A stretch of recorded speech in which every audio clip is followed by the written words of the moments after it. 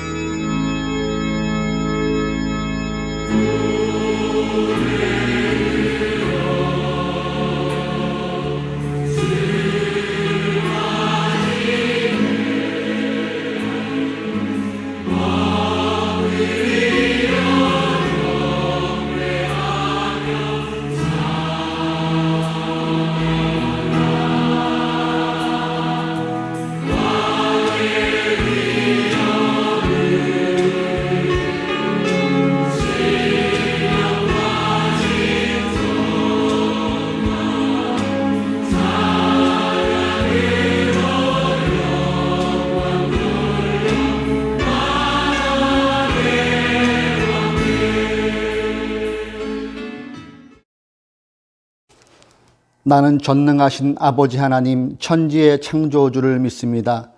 나는 그의 유일하신 아들 우리 주 예수 그리스도를 믿습니다.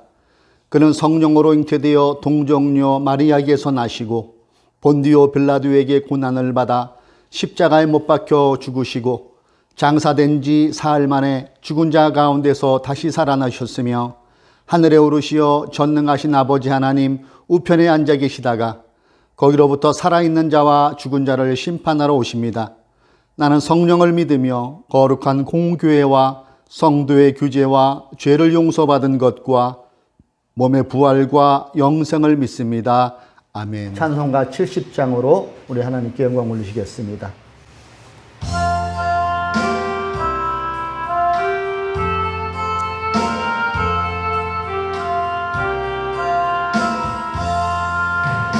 피난처 있으니 환난을 당한 자 이리 오라.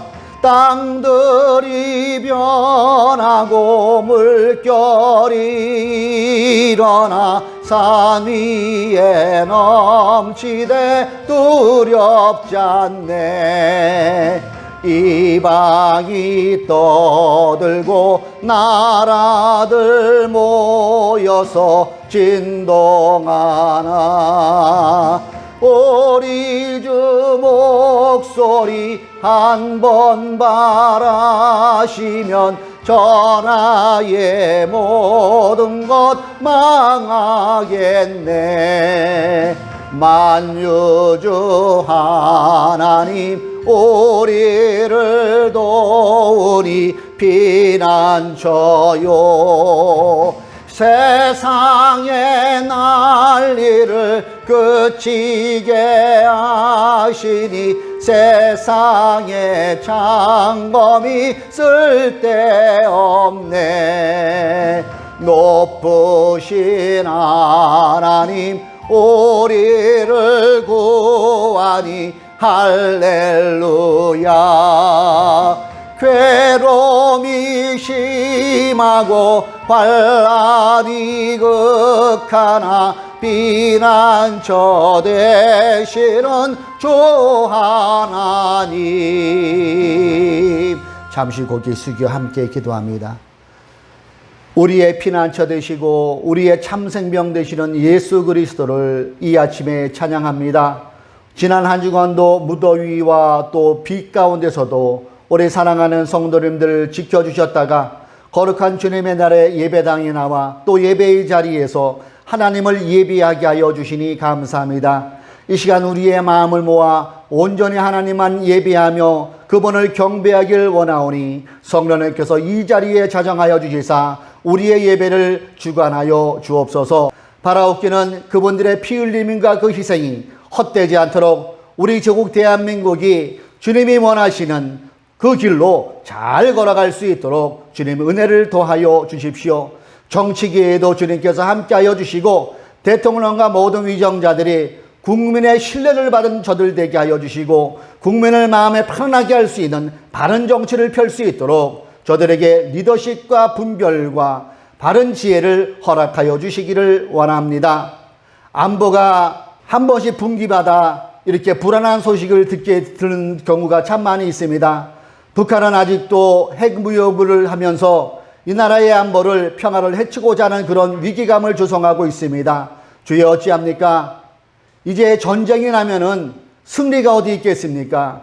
아까운 인명들이 살상이 되고 많은 가정이 파괴되며 많은 인생들이 어려움을 겪을 텐데 바라옵기는 하나님께서 다시는 이 땅에 전쟁이라는 용어가 사용되지 않도록 주님 안에서 완전한 평화가 이 땅에 도래할 수 있도록 은혜를 더하여 주시기를 기도합니다. 코로나를 통하여서 2년 6개월의 긴 코로나 터널이 전국의 교회 1만 3천 개에서 1만 5천 개의 교회가 문을 닫았다고 합니다. 주여 어찌합니까? 주저앉는 것은 순간이지만은 회복시키는 것은 또 시간이 많이 걸리는 이때에 하나님께서 우리 주국 대한민국을 불쌍히 여겨 주셔서 중단된 예배가 회복되게 하여 주시고 닫힌 교회가 다시 문을 여는 그런 놀라운 성령의 역사도 임하게 하여 주시고 교계의 지도자된 저들이 진정으로 입으로만 지도자 되는 것이 아니라 국민들과 신자들에게 바른 본을 보일 수 있는 지도자들 되게 하여 주시기를 간구합니다. 저들에게 성령의 충만함을 허락하여 주옵소서. 하늘뜻 푸른 교회를 위해서 기도합니다. 꺼질 듯 꺼지지 않는 이 예배 가운데 성령으로 함께하여 주시니 감사합니다. 하나님을 높이고 복음으로 이웃을 섬기는 사도행전의 건강한 공동체가 이게 교회의 구호가 되는 것이 아니라 우리 일상의 체화가 되어서 우리의 일상에서 실천함으로 하나님의 영광을 높여드리는 우리 모든 성도님들 되게 하여 주옵소서.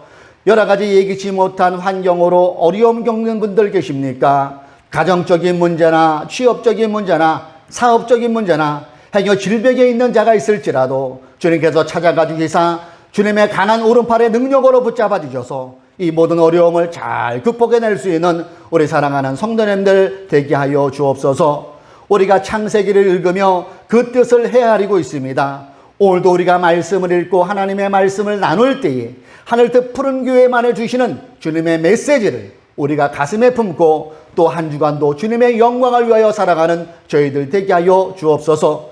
하나님을 사랑하는 마음 담아 귀한 11조를 드리고 쥐런금을 드리고 감성금을 드리는 손길이 있습니다. 주님 기쁨으로 받아주시고 이 물질이 쓰여지는 곳에 하나님의 나라가 확장되는 귀한 물질로 쓰여지게 하여 주시고 드린 손길 외에도 범사의 복으로 함께하여 주옵소서. 시종을 주님께 의탁하오며 우리를 구원하여 주신 예수님의 이름으로 간절히 기도드리옵나이다. 아멘.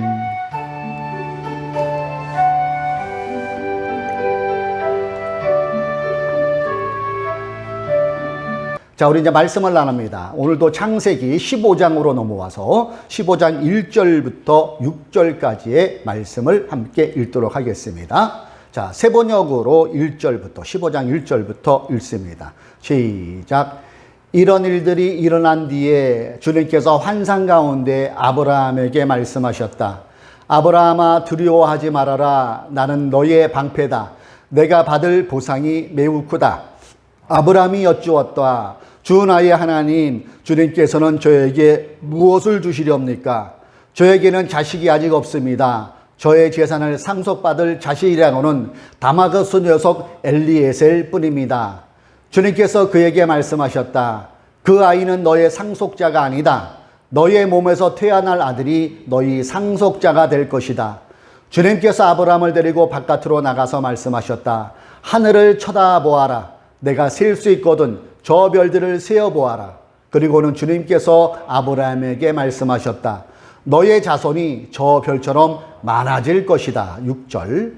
아브라함이 주님을 믿으니 주님께서는 아브라함의 그런 믿음을 의로 여기셨다. 아멘. 우리 본문을 근거로 하여서 좋으신 하나님, 이러한 제목으로 우리 말씀을 중심으로 해서 말씀을 나누고자 합니다.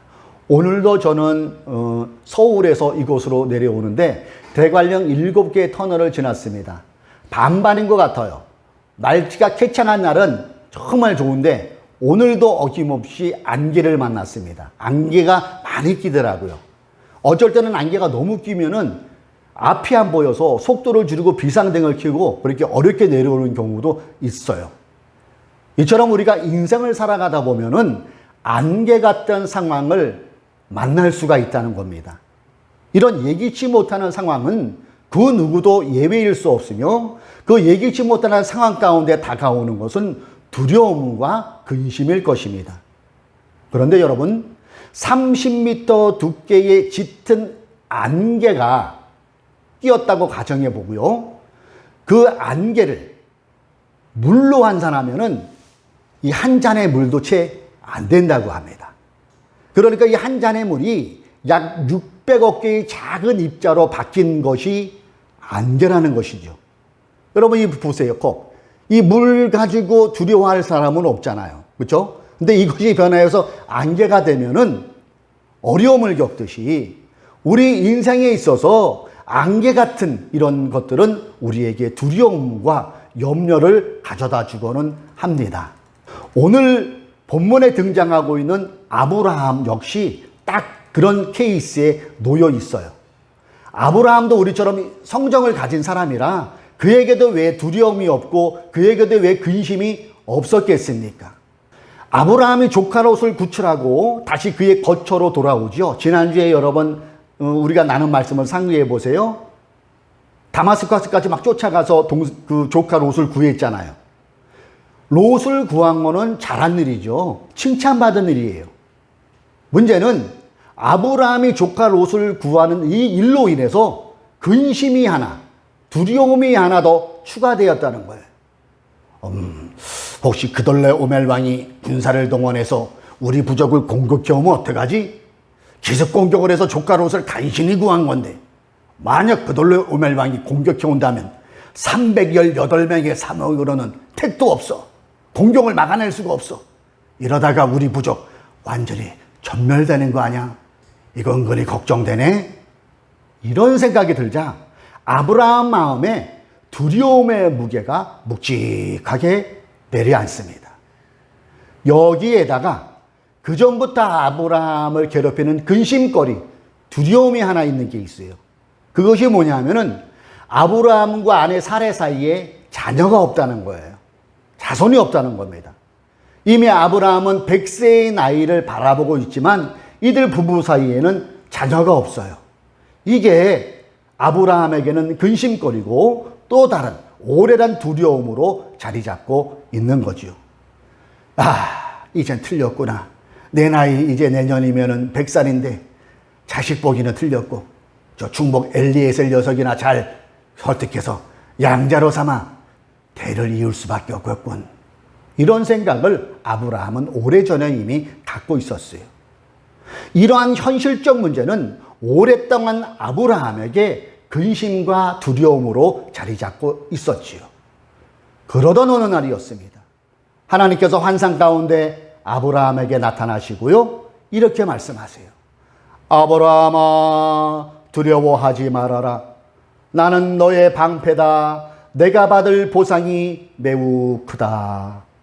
이런 말씀에 아브라함의 반응이 어떻습니까? 그 반응이 오늘 우리가 함께 읽은 본문 2절부터 4절까지의 말씀이에요. 아브라함이 여쭈었다. 주 나의 하나님, 주님께서는 저에게 무엇을 주시렵니까? 저에게는 자식이 아직 없습니다. 저의 재산을 상속받을 자식이라고는 다마스쿠스 녀석 엘리에셀 뿐입니다. 주님께서 저에게 자식을 주지 않으셨으니 이제 저희 집에 있는 이 종이 저희 상속자가 될 것입니다. 아브라함이 이렇게 말씀드리니 4절을 볼까요? 주님께서 그에게 말씀하셨다. 그 아이는 너의 상속자가 아니다. 너의 몸에서 태어날 아들이 너의 상속자가 될 것이다. 보세요. 아브라함의 계획 그리고 하나님의 계획은 확연히 다름을 볼 수가 있어요. 아브라함의 계획은 뭐였습니까? 자손을 생산하지 못하니까 이제 엘리에셀을 자기의 충복 종으로 데리고 있는 엘리에셀을 양자 삼아 대를 잇겠다는 게 아브라함의 계획이었어요. 그러나 하나님의 계획은 그게 아니었죠. 나이가 많아서 더 이상 생산이 멈추어 같은 그런 생리작용이 있음에도 불구하고 하나님은 그에게 아들을 주시겠다는 거예요. 100세 가까운 늙은 아브라함에게 아들을 안겨주시겠다는 거죠. 하나님의 계획은 아브라함과 확연히 다릅니다. 그리고 하나님의 계획은 불가능을 가능케 하신다는 것을 본문을 통해 우리는 알 수가 있어요. 하나님께서 아브라함에게 이렇게 말씀하시니까 아브라함이 맨 처음에 믿지를 못한 것 같아요. 그러니까 하나님이 그 다음에 행하신 게 뭡니까? 시척과 교제를 활용하세요. 그게 5절의 내용이죠. 5절. 주님께서 아브라함을 데리고 바깥으로 나가서 말씀하셨다. 하늘을 쳐다보아라. 내가 셀 수 있거든 저 별들을 세어보아라. 그리고는 주님께서 아브라함에게 말씀하셨다. 너의 자손이 저 별처럼 많아질 것이다. 지금도 그러하거니와 당시 팔레스타인은 봉이 하나 없는 지역이었을 거예요. 일교차가 심한 그 팔레스타인의 저녁 하늘은 날씨가 맑은 날은 끓이게 별이 쏟아질 정도로 많이 있었대잖아요. 지금도 그러겠죠. 그 땅은. 근데 그 하늘을 보려니까 어떻게 그 별을 다 셀 수가 없잖아요. 너희의 자손이 저렇게 많아질 것이라고 우리 하나님은 별을 보여주면서 아브라함에게 확신을 심어줘요. 예. 그런데 요 부분을 우리가 13절을 여러분 가만히 읽어보면 비슷한 장면이 한번 나온 적이 있어요. 그 전에 창세기 13장 16절에 보면은 이때는 하나님께서 하늘의 별이 아닌 땅의 티끌이라는 용어를 쓰셨어요. 내 자손이 땅의 티끌처럼 많아질 것이다. 티끌도 여러분 어떻게 셀 수 있겠어요? 요 때는 롯이 좋은 땅 요단을 찾아 떠났을 때 직후에 하나님이 나타나셔 그에게 이렇게 축복을 해 주셨죠. 너의 자손이 별처럼 많아질 것이다. 그제서야 아브라함이 실감이 돼요. 불가능을 가능케 하시는 그 하나님이 믿어졌다는 것이죠. 그리고 이러한 약속은 당시로서는 인간의 머리로는 상상하기도 믿기도 힘든 것이었어요. 그러나 세월이 수천 년 지난 오늘날 어떻습니까? 저를 비롯한 우리 모두들도 그리고 성경은 그를 믿음의 조상이라고 기록하고 있고 우리도 그 아브라함의 믿음을 닮기 위해서 오늘도 애쓰고 있는 그런 상황이 벌어지고 있어요. 불가능한 같은 것들이 가능으로 변화된 것을 우리는 보고 있다는 것입니다. 그리고 이 믿음을 하나님께서는 의로 여기셨다고 본문 6절은 기록하고 있어요. 본문 6절 보세요. 아브라함이 주님을 믿으니 주님께서는 아브라함의 그런 믿음을 의로 여기셨다. 여러분, 아브라함이 뭐 행위를 했습니까? 그렇지 않지요. 그 자체를 믿었을 때에 일방적으로 은혜를 베푸시는 그 하나님께서 그것을 합격점을 줘서 의롭다고 여기셨다는 것이고 이것이 우리가 지난번에 살펴보았던 오랜 시간 살펴보던 로마서에서도 이 부분을 사도 바울이 기록하고 있지요. 이처럼 아브라함이 두려워 떨고 있을 때, 즉 상대 부족에게 공격을 받지 않을까 하는 두려움, 그리고 자신에 대해서 자기가 끊기겠다는 두려움의 직면에 있을 때 우리 하나님은 일방적으로 아브라함을 찾아오셨고 하나님은 그에게 은혜를 베풀어 주셨다는 것입니다. 우리는 아브라함과 하나님의 이 대화 속에서 좋으신 하나님을 떠올릴 수 있어야 할 것입니다. 그리고 그 좋으신 하나님은 아브라함을 찾아오셔서 이렇게 말씀하신 것 다시 한번 살펴보세요. 1절에 이렇게 축복하신 거예요. 아브라함아 두려워하지 말아라. 나는 너의 방패다. 내가 받을 보상이 매우 크다. 아브라함이 그 전에 한 게 없잖아요. 일방적으로 찾아오셔서 그를 축복하시는 하나님. 여기서 우리는 악한 하나님의 모습을 결코 연상할 수 없죠. 좋으신 하나님. 사랑하는 교우 여러분, 지금 여러분을 두렵게 하는 것은 무엇입니까? 가정 문제로, 아니면 어떤 분은 질병으로, 또 우리 청년들은 취업으로, 아니면 이성관계에서 직장 상사와의 갈등, 여러 가지 이런 것들이 근심으로 다가올 수가 있고 두려움으로 다가올 수도 있을 것입니다. 그렇다면은 본문에서 아브라함에게 말씀하신 주님의 말씀이 여러분의 마음 한복판에 꽂히는 말씀이 되기를 주님의 이름으로 소망합니다. 아브라함은 하나님의 말씀이 마음에 꽂혔지요. 그 꽂힘이 하나님이 의로 여겨주셨어요. 이처럼 우리 역시 본문 1절이 말씀하고 있는 두려워하지 말아라. 나는 너의 방패다. 내가 받을 보상이 매우 크다. 이 말씀이 오늘날에도 우리 마음판에 심어져서 두려움을 떨쳐버리고 일상을 승리해 나가는 저와 여러분이 되시길 주님의 이름으로 축원합니다. 이처럼 우리 하나님은 아브라함의 계획을 훨씬 능가하는 계획을 갖고 계셨어요. 그리고 그 계획을 하나님의 시간에 단 한치의 오차도 없이 펼쳐나가셨습니다. 두려워하지 말아라. 나는 너의 방패다. 내가 받을 보상이 매우 크다. 이것을 아브라함의 인생에서 펼쳐나갔음을 우리는 알 수 있습니다. 자, 그럼 이렇게 아브라함이 좋으신 하나님을 만난 것처럼 우리 또한 좋으신 하나님을 만나기 위해서는 어떠해야 될까요? 두 가지를 잠깐 생각해 보기를 원합니다. 그 첫 번째는 주님이 우리의 방패가 되어주심을 믿고 사는 거예요. 아브라함이 그랬듯이 우리 또한 하나님이 우리의 방패가 되어주신다는 것을 믿고 살 때에 우리는 좋으신 하나님을 피부로 느끼고 체험할 수 있다는 것이죠. 아브라함의 일생은 25장 11절까지 펼쳐져요. 창세기에서. 근데 아브라함의 일생을 여러분 쭉 보세요. 위기 때마다, 어려울 때마다 하나님의 보호하심이 그를 붙잡아 주셨음을 보게 돼요. 하나님은 아브라함의 삶의 순간순간에 방패가 되어 주셨습니다. 여러분, 방패의 기능이 뭡니까? 막아주는 것이죠. 외부의 공격으로부터 보호해 주는 것이죠. 이런 보호를 받은 아브라함의 일생이었고요. 성경에 보면은 하나님의 보호하심을 받은 사람이 어디 아브라함뿐이겠어요? 많은 주님의 인정을 받은 사람들은 하나님의 보호하심을 받았어요. 그 한 예로 여러분 다윗을 보십시오. 다윗 동안 만만한 인생은 아니었잖아요. 그의 장인 사울에게도 모함을 받고 죽을 고비를 수차례 넘겼어요. 그러나 그는 그의 삶을 통해서 순간순간 지켜주시고 보호해 주시는 그 하나님을 다윗은 체험하였습니다. 그래서 시편에 보면은 다윗이 쓴 그런 시편이 많이 있는데 특별히 시편 40편 11절에 보면은 이런 고백과 소망이 담겨 있는 시를 썼더라고요. 하나님은 나의 주님이시니 주님의 긍휼하심을 나에게서 거두지 말아 주십시오. 주님은 한결같은 사랑과 미쁘심으로 언제나 나를 지켜 주십시오. 어때요, 여러분? 다윗의 그 간절한 소망, 지금까지 나를 지켜주시고 보호하신 하나님께서 앞으로도 지켜달라는 그 절절한 마음이 이 시 가운데 묻어나오고 있지 않나요? 그리고 시편 121편 3절에 4절에 보면은 그 기자는 하나님이 우리의 일생을 지켜주시고 하나님 안에 거하는 자를 하나님이 보호해 주신다는 것을 기록하고 있어요.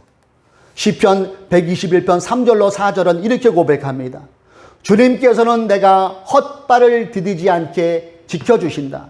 너를 지키시느라 졸지도 않으신다. 하나님을 사람의 의인화를 한 표현이겠죠. 우리 하나님은 졸지도 않으신대요. 왜?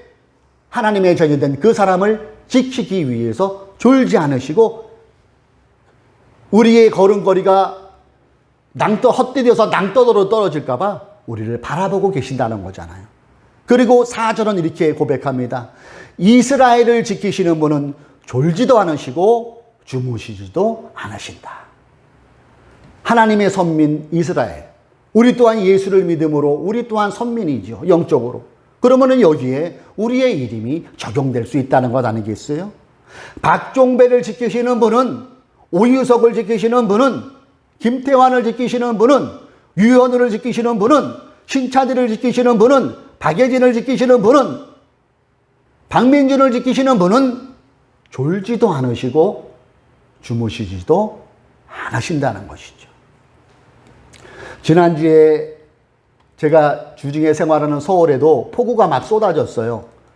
요즘처럼 장마철이었다는 걸로 제가 기억을 하는데, 서울의 그 산동네에 초등학교 4학년 찬이라는 애가 있었어요. 김찬이라는 애가 있는데, 요즘처럼 비가 막 쏟아지니까, 그때는 오래전이니까 지금처럼 배수구가 더 안 좋았을 거 아니에요. 물이 막 넘쳐나고 그러는데, 맨홀 있잖아요. 맨홀, 물 들어가는 맨홀. 맨홀 뚜껑 이게 벗겨졌나 봐요. 얘가 학교 끝나고 장화 신고 우산 이렇게, 근데 우산 쓰라면 안 하죠. 막 뛰어가다가 이 녀석이 맨홀에 빠져버린 거예요.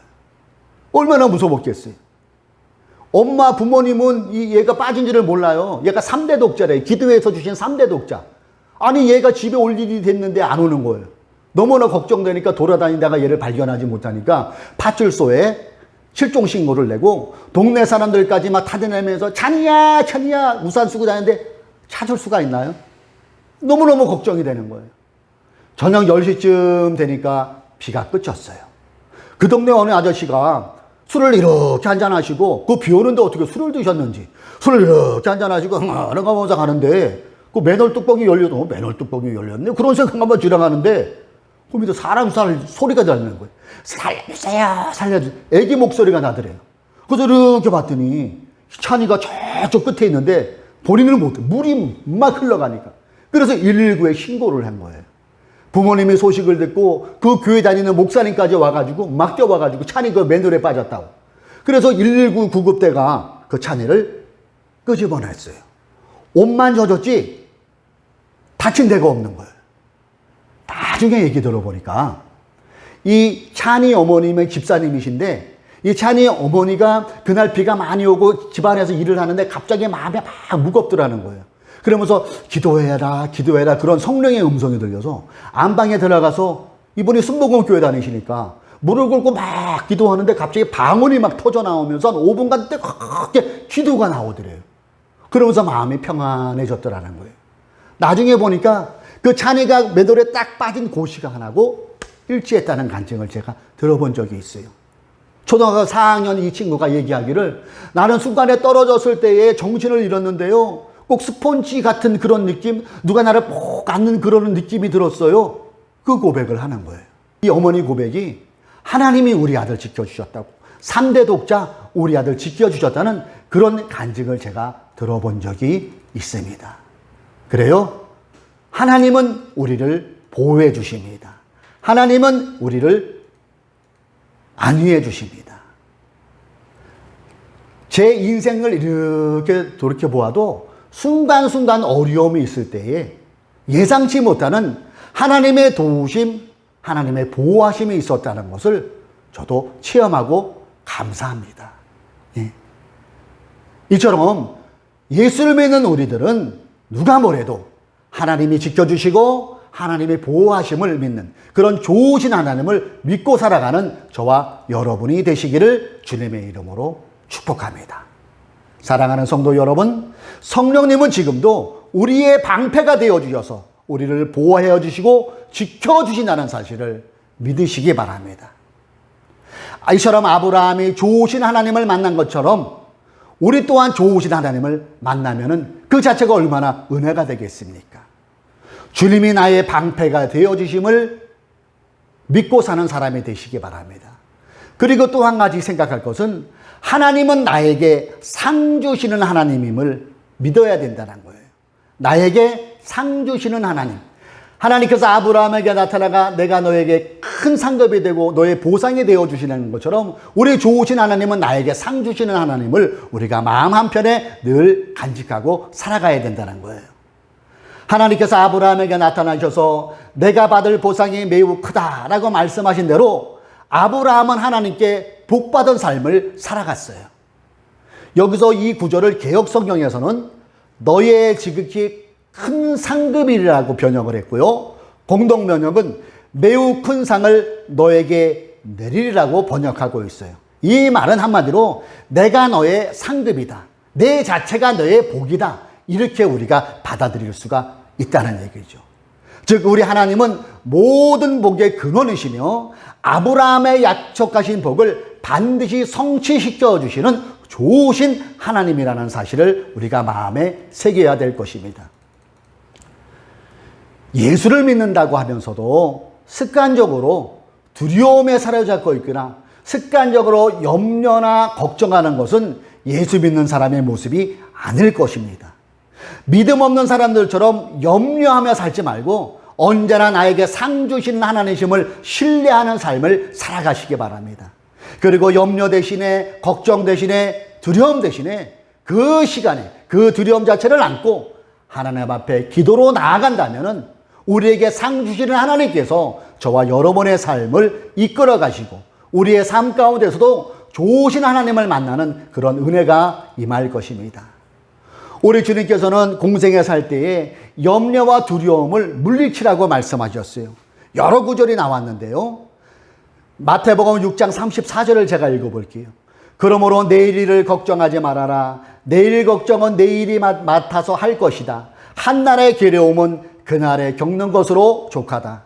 누가복음에도 이렇게 말씀하세요. 누가복음 12장 25절 너희 가운데서 누가 걱정한다고 해서 제 수명을 한순간인들 누릴 수 있느냐. 베드로전서 5장 7절은 이렇게 말씀합니다. 여러분의 걱정을 모두 하나님께 맡기십시오. 하나님께서는 여러분을 돌보고 계십니다. 그리고 빌립보서 4장 6절 우리 빌립보서 4장 6절은 같이 한번 읽어봅니다. 화면을 보고 시작. 아무것도 염려하지 말고 모든 일을 오직 기도와 간구로 하고 여러분이 바라는 것을 감사하는 마음으로 하나님께 아뢰십시오.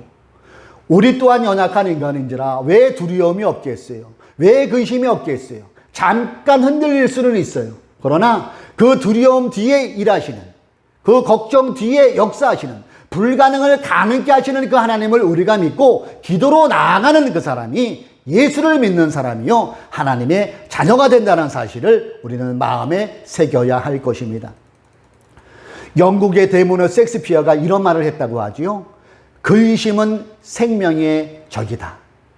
두려움은 생명의 적이다. 염려, 두려움은 우리의 건강을 해칠 뿐 아니라 우리의 삶 전체를 파괴하는 무서운 힘을 가지고 있다는 거예요. 생명을 단절시킬 뿐 아니라 새로운 창조적인 일을 제한시켜버리고 우리의 삶을 피폐하게 만드는 게 염려와 근심과 두려움이죠. 시카고에 러시대학교가 있는데 이 시카고 러시대학교 메디컬 센터에서 65세 이상인 노인 1064명을 대상으로 걱정 또는 근심 및 스트레스에 대한 반응을 조사했고 약 3년에서 6년을 경과하는 시점에 이 조사한 1064명의 확연히 나눠지는 것을 과학적으로 판명이 되었답니다. 결과는 걱정이 많고 스트레스에 민감한 사람들일수록 노년기에 치매에 걸릴 확률이 배 이상 높다는 것이 이 연구 결과 밝혀졌다는 겁니다. 이처럼 근심과 두려움에 우리가 늘 갇혀 있어서는 안 됩니다. 그리고 우리가 근심이 있고 두려움에 이길 수 있는 유일한 길은 우리의 신앙을 갖는 걸 거예요. 믿음의 사람이 되는 것일 겁니다. 그리고 좋으신 하나님이 나에게 상 주시고 그분이 나의 방패가 되어주시는 것을 늘 마음에 새기고 그분을 바라보며 기도로 나가는 삶일 것입니다.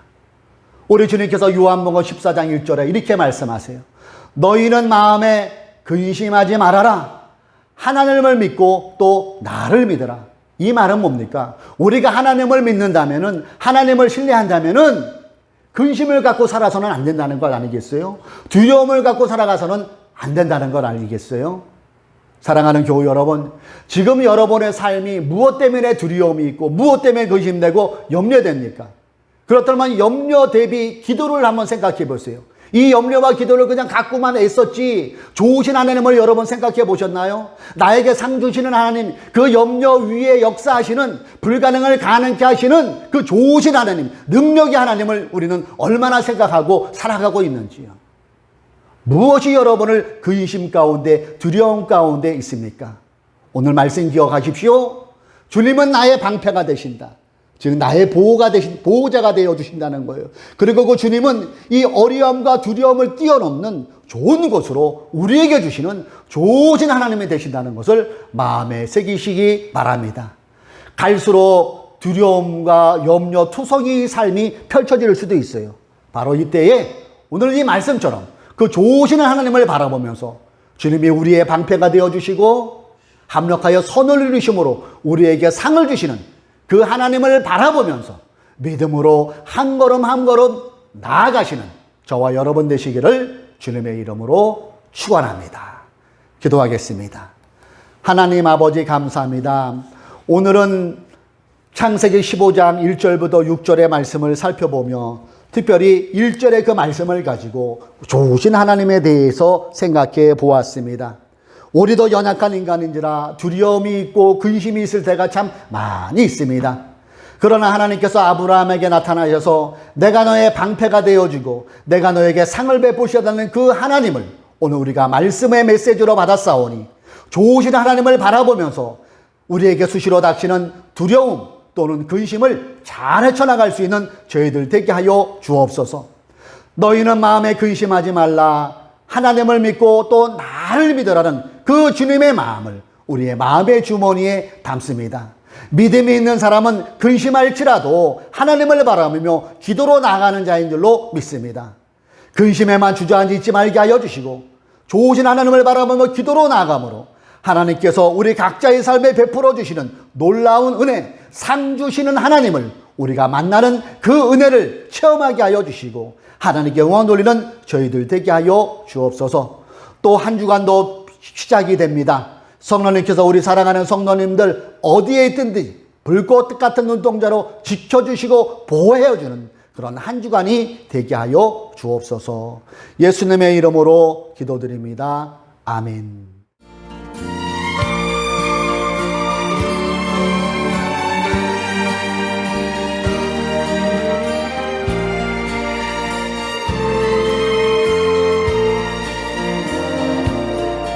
밤 깊도록 동산 안에 주와 함께 있으려 하나 괴로운 세상에 할 일 많아서 날 가라 명하신다. 주가 나 함께 동행하면서 나의 친구 되시오니 우리 서로 받은 그 기쁨은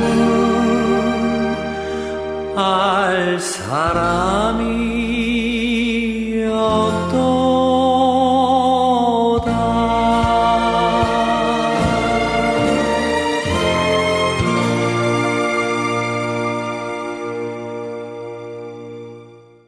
자, 우리 손을 앞으로 내시고 우리 서로를 향한 축복의 선언합시다. 시작. 주 예수 그리스도의 은총과 하나님의 사랑과 성령께서 이루어 주시는 친교가 우리 가운데 영원토록 함께 있기를 주님의 이름으로 축원합니다. 아멘. 한 주간도 주님의 보호 아래 거하시기 바랍니다. 이것으로 주일 예배를 마칩니다.